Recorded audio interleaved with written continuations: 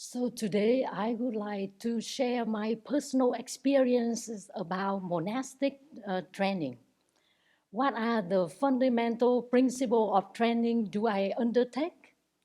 What are the key areas of training that has helped me sustain my monastic ordination and progress on the path?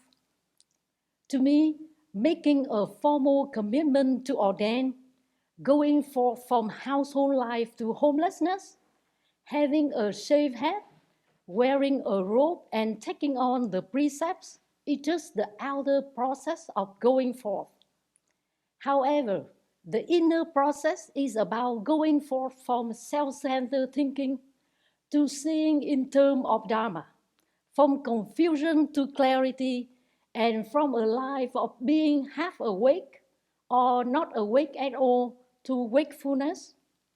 Indeed, the most important aspect of what my training is that going for from confusion and self-centered thinking to being awake.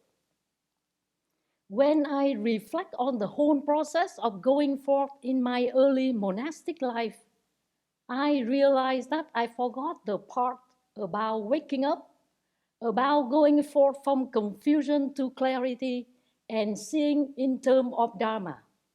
I just hung on to the formal commitment of having gone forth and taking the precepts of a monastic. In addition, my training was out of balance and limited because I didn't see the bigger picture of what it entails. I simply thought that doing sitting meditation and offering service were my training. In addition, thinking of a practice which were only on the cushion and not knowing how the activity of daily life was brought into the Dharma practice, I missed almost all the opportunities in my daily life for deepening my training and practice. Fortunately, about 3 years ago, I realized that my training had to go beyond meditative calmness to include and embrace all areas of my monastic life with a well-balanced approach, which is supported by various practices and other disciplines. So you might be curious about what fundamental principle of training I undertake. As a preliminary step, it is very helpful to ask myself questions that pertains to training in a general way. For example, how do I want to orient myself, my training and my practice? What principles of training do I feel need attending to so that I can really make going forth alive and meaningful? Even though there are many areas of training that I need to focus and put forth effort to, these general questions have helped me narrow down my fundamental principle of training to cultivate and develop virtuous qualities and the quality of wakefulness and attentiveness to all my tasks and activities in daily life.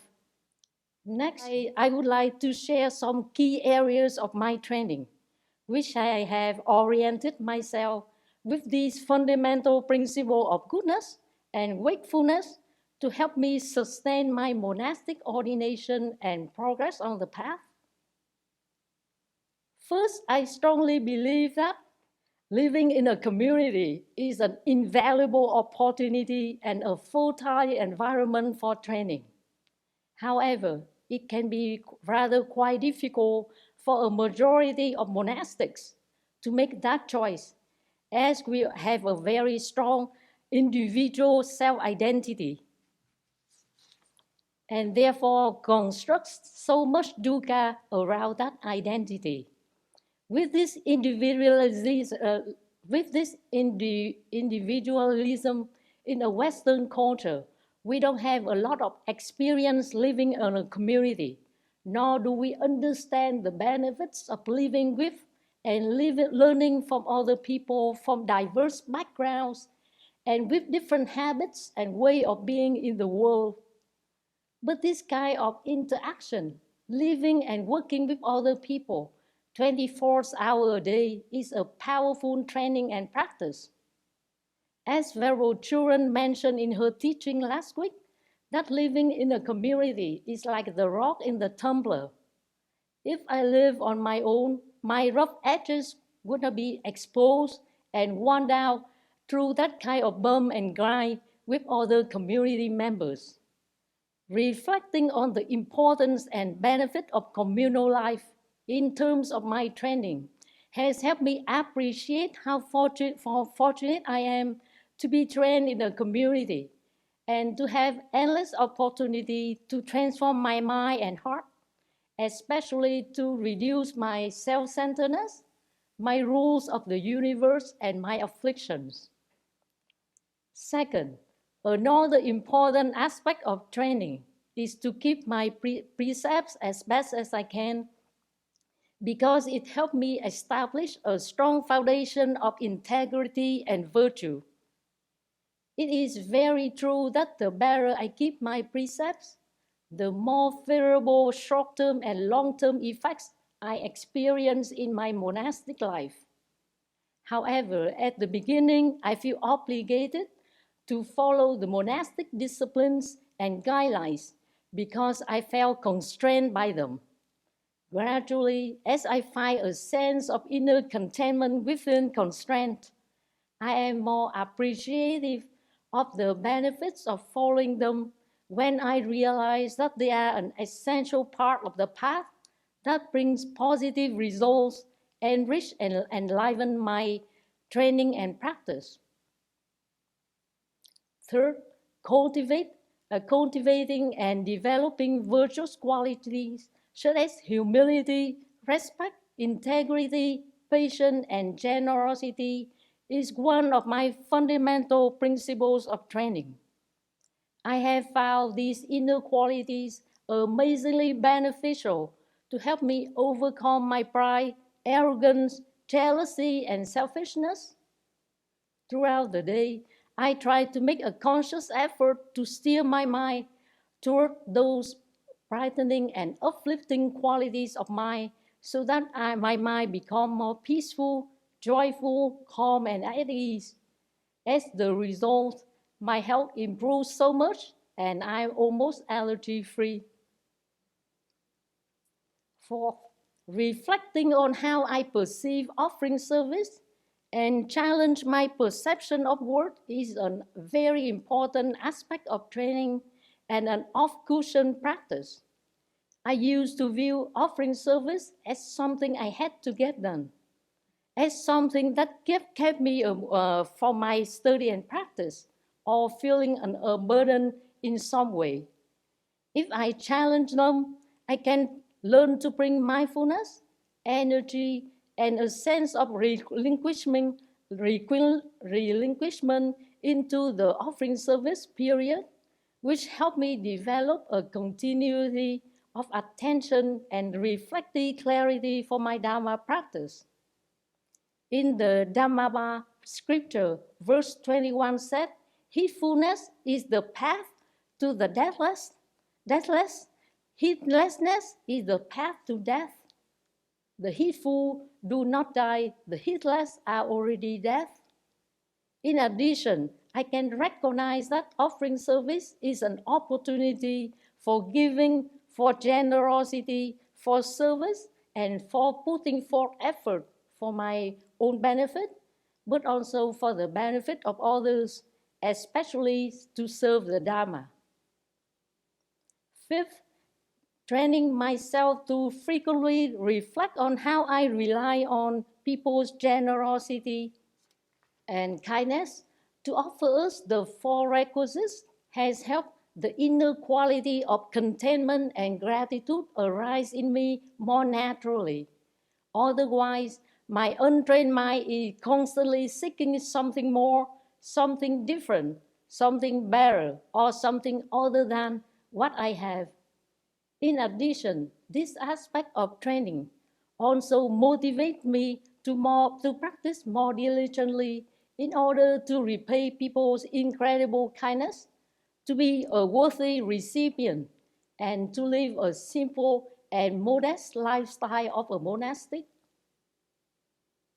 6. I find training my mind to see the beneficial and positive side of imperfect conditions or undesired and challenging circumstances very helpful.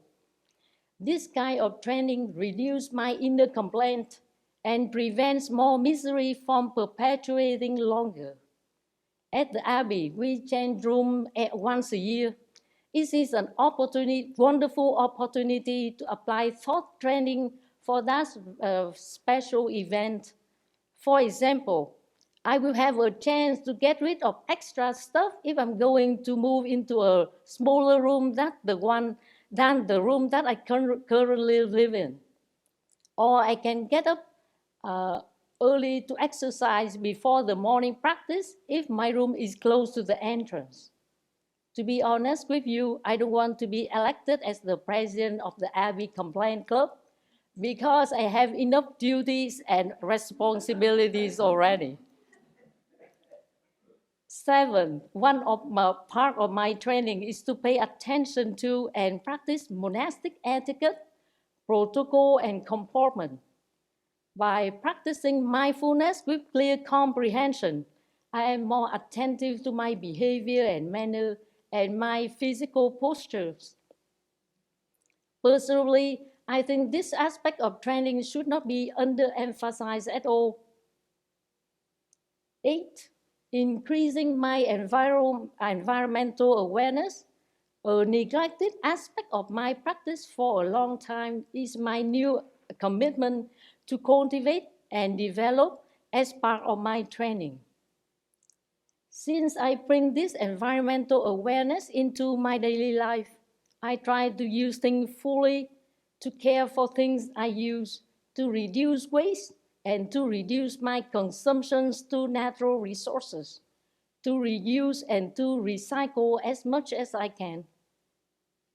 Last but not least, challenging my Kant attitude to stretch my capacities and to overcome my shyness and my fear of and anxiety of public speaking is a big challenge yet beneficial aspect of my training. I rejoice that I have been giving myself to the training to the best of my capacities and bearing with the difficulties and challenges personally and spiritually that arise. Indeed, monastic training has helped me build up my confidence, courage, determination, and inner strength so that I can continue my spiritual journey to full awakening for the benefit of all beings. Thanks for listening.